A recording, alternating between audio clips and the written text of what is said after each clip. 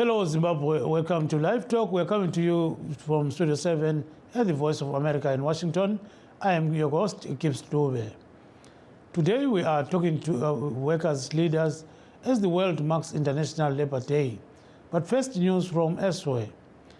A majority of younger voters in this U.S. presidential election say they wish they had someone other than Joseph Biden or Donald Trump to choose from. Some of that has to do with the candidates' advanced ages. But who are these younger voters backing one of the two? VOA correspondent Scott Stearns has the story. In a race between the two oldest presumptive major party nominees to run for president, there are questions in this campaign about the candidates' fitness for office, especially from younger voters.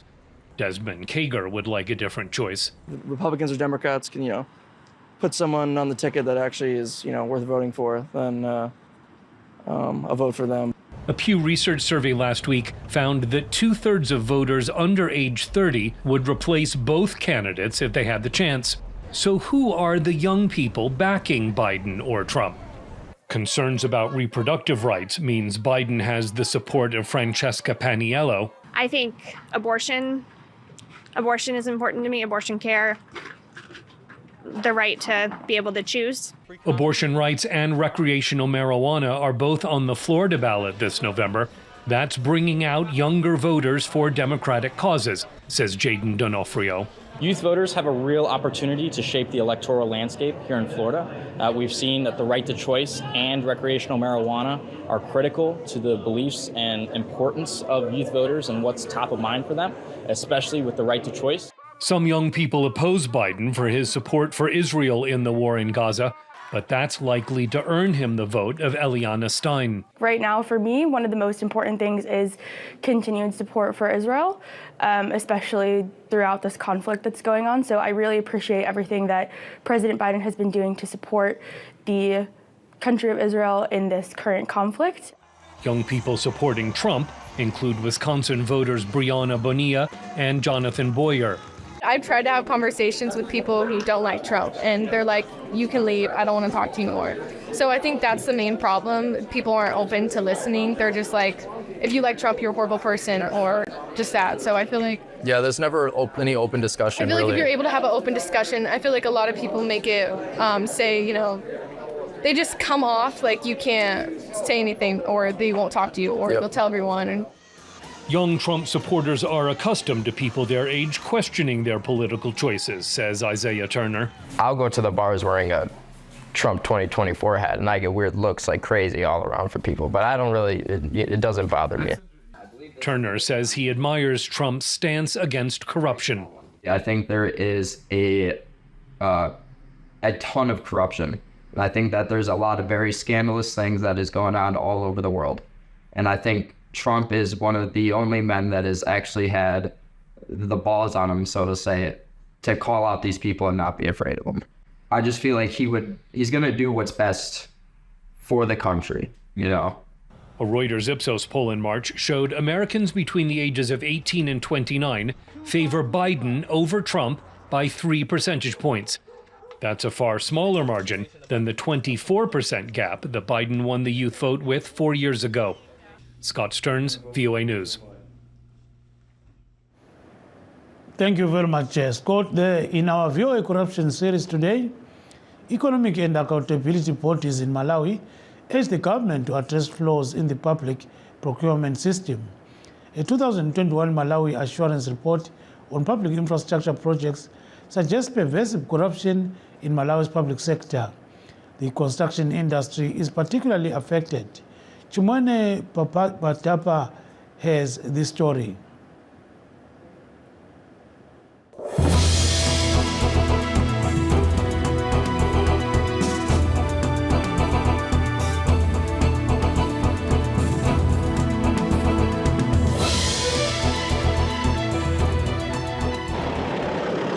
Potholes and other road defects are an integral part of the daily urban experience. Beyond posing a threat to drivers and their passengers, they represent one of the impediments to the socio-economic development of a country.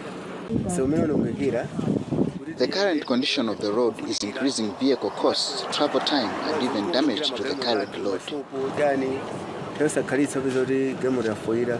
As a result of the deteriorating road condition, motorists take 3 hours to travel between Lilongwe and Kasungu, a distance that was initially covered in less than 2 hours.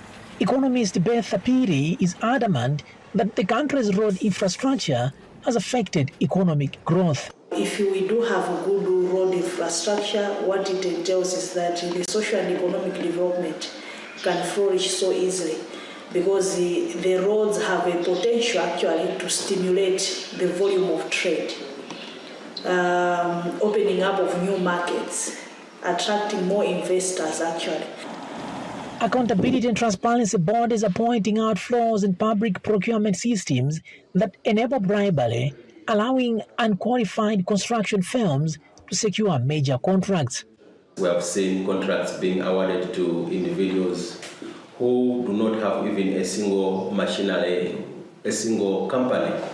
We have also seen infrastructure projects that are of substandard simply because there was collusion between government officials and contractors, and the result is delivery of poor infrastructure projects.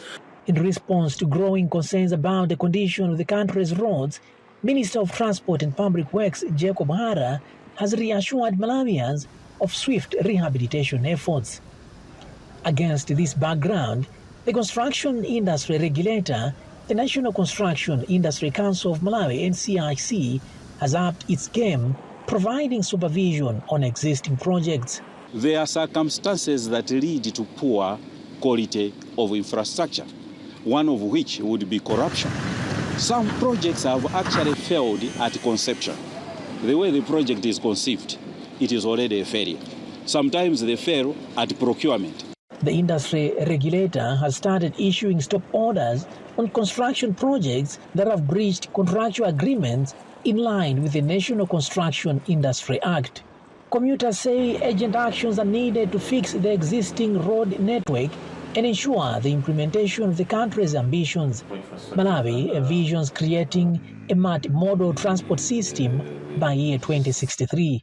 One of the key components of the plan is to have well-maintained and upgraded roads connecting urban and rural areas. In the next few years, we'll pick up, especially looking at the large projects such as roads, which don't take months, even a year to be completed. But we expect, because we have seen a lot of commitment from the government, we have seen a lot of commitment from the private sector, we have seen a lot of commitment from development partners. A 2023 World Bank Transport Infrastructure Sector Assessment Program report shows that Malawi needs 1.5 trillion kwacha, an equivalent of $8.6 million for road projects by 2025 to spur economic growth. Chimwemwe Padata, VOA News, Lilongwe, Malawi. Thanks very much for that, Peace Chimwawe. Back to our topic of the day. Zimbabwean workers joined others in the world today to commemorate International Labour Day, or May Day, whose focus this year is on social justice in the wake of climate change and technological challenges in the workplace. In his May Day message, President Emmerson Mnangagwa praised Zimbabweans for their resilience, dedication and hard work, saying they are the backbone of the Southern African nation, which is facing serious social, economic and political problems. Workers are struggling to make ends meet, while doctors, nurses, engineers and others have left the country to seek greener pastures. Many professionals are currently preparing to leave the country. Economic stagnation has resulted in poor working conditions in all sectors in Zimbabwe, with workers struggling to make ends meet, as the majority are earning less than $100 per month. International Labour Day is celebrated annually on the first day of May to mark the struggles and challenges and achievements of the working class. In a Workers' Day event held in Harare today, Public Service Director Mrs. Busisa Moyo said government is aware of the workers' plight. Government is cognizant of the fact that Workers' Day is being celebrated at a time when the country is faced with economic challenges, characterized by high levels of inflation that are constantly eroding workers' incomes and negatively impacting on the livelihoods of Zimbabweans. Painful as it may be, this predicament cannot be ameliorated by adopting an adversarial approach, but instead requires us to work together as government, business, and workers. The government has recently implemented new strategies to tackle hyperinflation and the currency depreciation resulting from speculative activities. One significant move is the introduction of the structured currency we now know as the Zimbabwe Gold. This initiative underscores our dedication to protecting the purchasing power of the workers' wages and salaries amidst rising inflationary pressures. Yeah, in fact, that was Public Service Director Mr. Busani Moyo speaking to Studio 7. We also talked to ZCTU President Florence Tarubinga. Vashandi havasi kufara muZimbabwe. Magariro nemararamiro avo ari kuramba achimbunyikidzwa. Hapana mushandi anokwanisa kusimuka kuti ndiri kuenda kwakati pane ino nguva zvichienderana nezvavanazvo muhomwe dzavo. Vashandi vemuZimbabwe havana chiraramo chakakodzera chakarwirwa hondo muZimbabwe chinoita kuti ivo vange vachizviti tiri vashandi vari muZimbabwe. Kune vanozviti mbinga muZimbabwe, and you ask yourself kuti mbinga ndiani muZimbabwe? Mushandi ari kurarama achishanda ari kutadza kudya chikafu kairi muZimbabwe, ari kutadza kuenda kuzvikoro kunobhadharira vana vavo zvikoro. Vashandi vemuZimbabwe vakutozivikanwa kuzvikoro kuti zvikoro zvakuvhurwa vachauya vachipema. Toita vanonzi mbinga dzinosiyiwa nehurumende dzichiita zvavanoda nemasitizens muZimbabwe, vachiramba vachishamisira nezvavanazvo zvatisingazivi kuti zvakabvepi. Nekuti kana upfumi huri munyika, upfumi huchiwanikwa munyika, huri kufanira kuonekwa nesu vashandi muZimbabwe. Mararamiro edu, magariro edu ndo determination inotaura kuti nyika neikonomi yeZimbabwe iri kuenda kumberi. Tichitaura nemari icha yakaparurwa, ndozve zvimwe zvandareva. Chinoita kuti inzi mari yemunyika iri kubvumwa nevanhu vese iconsultation, trust nefaithfulness. Tiri vanhu vari kurarama munyika yeZimbabwe vari kuziya mararamiro ataibva kuna 2008. Tiri kuziya maunziro akaita Zimbabwean dollar nebond to an extent yekuti the governor then akati kana bondi raramba kushanda ndinoresigna. Akasvika pakuresigna, pakuchinjwa ugavhena, mari isati yashanda, mushandi achiramba achitambudzika. Hatidi kuramba tichiti ichashanda nekuti hasati taona kushanda kwayo. Florence Tarubinga is the ZCTU president. She was speaking to Studio 7 in Harare. Political activist Ostalo Siziba also attended the event. Continue to celebrate this important day.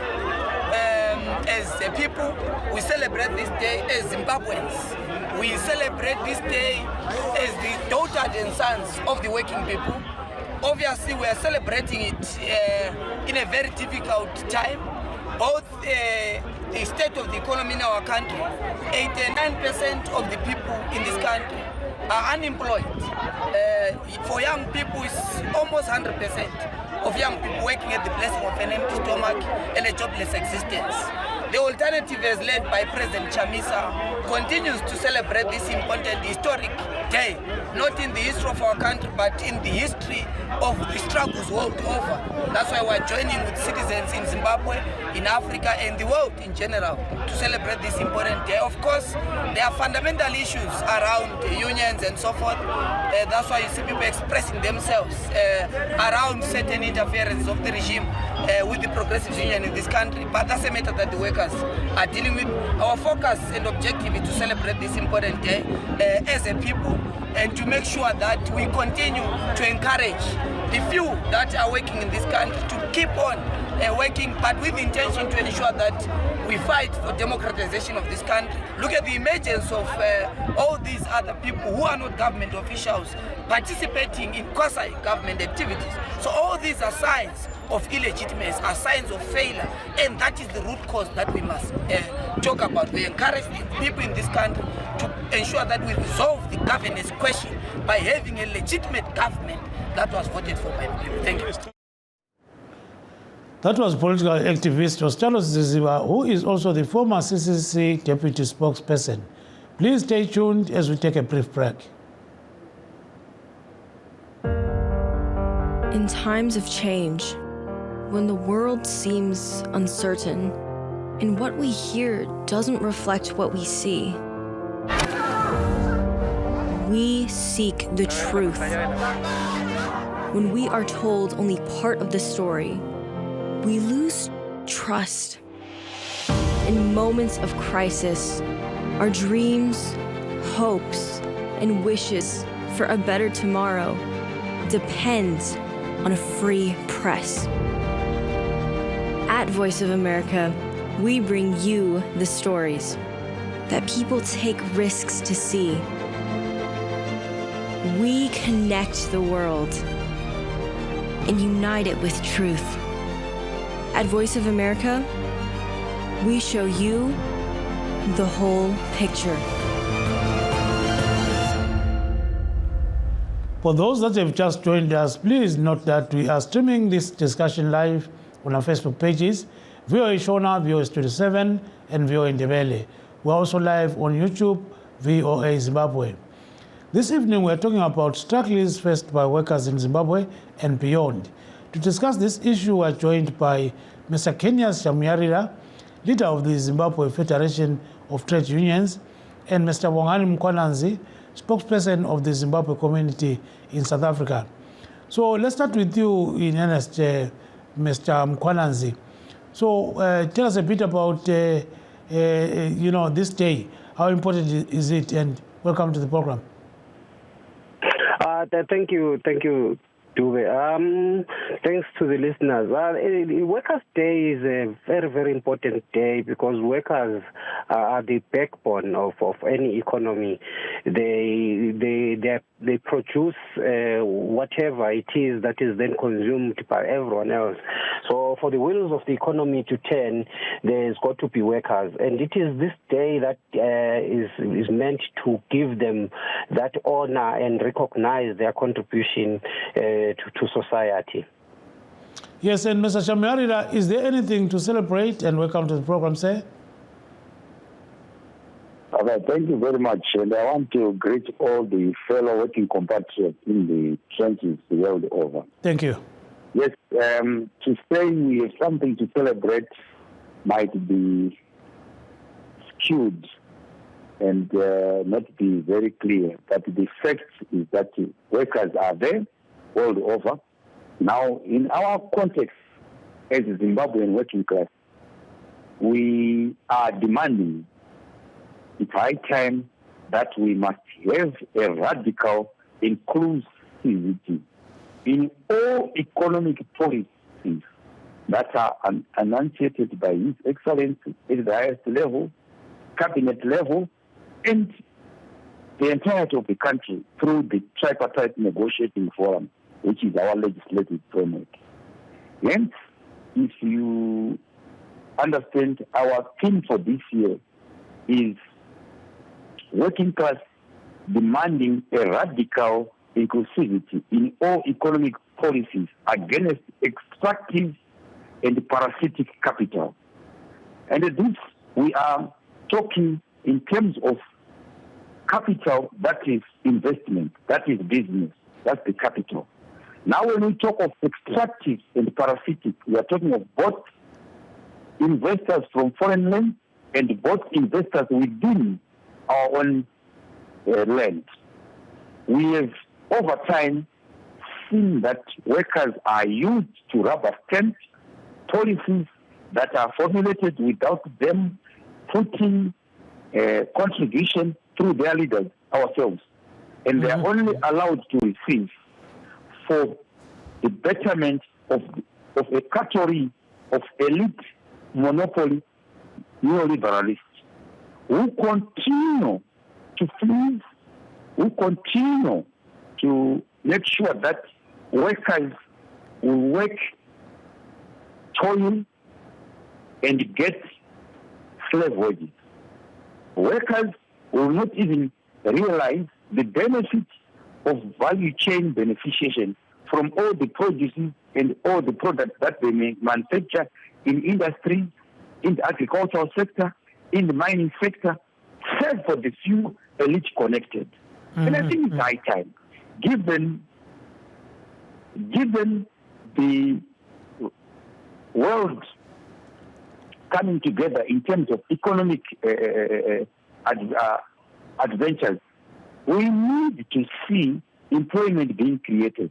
We need to see workers getting a living wage, workers being uplifted in their social beingness. Workers must have decent accommodation. Workers must have good transport facilities. Workers must have good health facilities. Workers must have good schooling facilities for their kids and children. All this is none. Hence, all these elite monopoly cartels, they continue to put their children, their health facilities, they get it from abroad in the first world. Yeah, let me cut you short there. Let me cut you short. I'll come back to you. Let me cut you short there. Okay. So, Mr. Mkwananzi, I think you are hearing very clearly what Mr. Tarumiga is saying. So he's actually fighting against capital, he's fighting against monopolism and all those kind of things. But is it possible to live in a world without all these? And what could be the role of workers in that kind of a thing? Here, once Chang is in the belly, briefly. Is it possible to live in a world without capitalism? Yes. Look, the concept of capitalism yona ngokwayo yi concept engazilungelanga izisebenzi ngoba ingqondo ye-capitalism ithi yona lo onayo leyo capital nguye okumele athole i-gain esebenzisa amandla azo izisebenzi zona isikhathi esiningi zigcine zingasatholanga izithukuthuku zazo ezifaneleyo. So i-capitalism ngokwakhiwa kwayo yona i-exploitative ilokucindezela thize okwenza ukuthi kuthatheke i-benefit yamandla ezisebenzi iyezuzwa ngabalutshwane laba abanayo i-capital. Yikho-ke ngingavumelana naye ngempela ukuthi hayi i-capitalism imbi for izisebenzi. Yebo umnotho uyenelisa ukuba khona kungela concept yona le capitalism. Uzananzelela abantu abanenkolelo ku-Marxism Leninism ababeliever ku-communism baya kugcizelela kakhulu lokho. So the issue workers would have with capitalism is its exploitative nature, where capitalists utilize that they have the capital, and then all the means of production become owned by a few elite, but then the actual workers who are toiling end up not really benefiting from their hard work and sweat, and thus capitalism becomes a concept which workers are always encouraged to unite and do away with such, and so much that they own the means of production themselves. So the world can live without capitalism, because ideally, according to workers, we would say workers of the world unite so that you own the means of production and it is not owned by a few who gain huge profits out at the expense of the workers. Thank you very much. Let me go back to Mr. Shamaria. So realizing that you are saying you've got these problems, what about corruption and favoritism, nepotism, being done by some people? Can't you factor in there that maybe it's also affecting workers? I mean, if you look at the corruption levels in African countries, including Zimbabwe, very high. So is it not affecting you? Thank you very much. I want to agree 100% with what Mr. Mkwananzi has just alluded to. That's a fact. But let me also be very frank and candid given the dynamics of the changing world, in the unipolar world. The issue of capitalism, if it is capitalism that is above board. It can be celebrated by the workers as long as it is able to provide living wages, basic health systems, education systems, pension schemes. Americans, they have got all those facilities. But here, when it becomes extractive and parasitic, it becomes a very dangerous outcome. Hence, it can breed cronyism, corruption, favoritism, sectarianism, tribalism to Africa. And those people that are politically connected, dynastism, the people who think that this world was created for them and they must continue to trample upon other human beings, be they black workers, white workers, whatever, they must trample upon them as super beings. That, it's high time we must fight against that. It's high time we must demand our space as the working class. Because we are the vanguard of any economy the world over. We are the people who put the shoulders on the wheels day in and day out. And we must be able to gain beneficially and meaningfully what we sweat for. Because we sell labor. Yes, I can hear you, Mr. Shamyarida. Just 1 second there. Let me go back to Mr. Mkwana. So, Mr. Mkwana, without capital, how do you compete with those people who have already occupied that space? That becomes complicated. I mean, you cannot own the means of production. Right now at your workplace, you are a worker, right? So how do you advance yourself, briefly?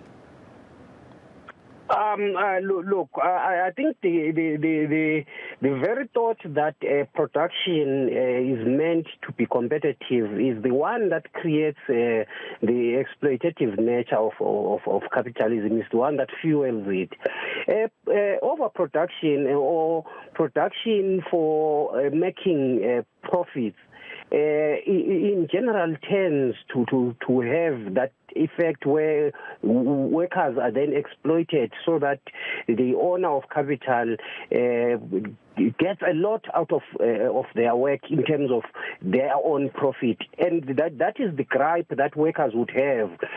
What Mr. Shamyarida said is, well, if capitalism honors the worker and gives them wages that also uplift them, perhaps it is correct. Yes, it is the indecency of wanting to exploit the toil of the worker for personal profits of the large, especially. Oh, I think he has been cut off. So, Mr. Shamyarida, how do you work yourself up to, task like, getting to par with those that have got capital? Just briefly. Are you there, Mr. Shamyarida? So I think our guests have been cut off. Mr. Mkwana, are you still there, or maybe you have been cut off as well? So I'm seeing that some people are even sending messages on our Facebook pages, and thank you so much. I would have read those messages, but our time is out. We are out of time. We have to leave it there. We thank you all for joining us tonight on Studio 7 Live Talk. Signing off from Washington, this is Gibbs Dube saying, good night, Zimbabwe.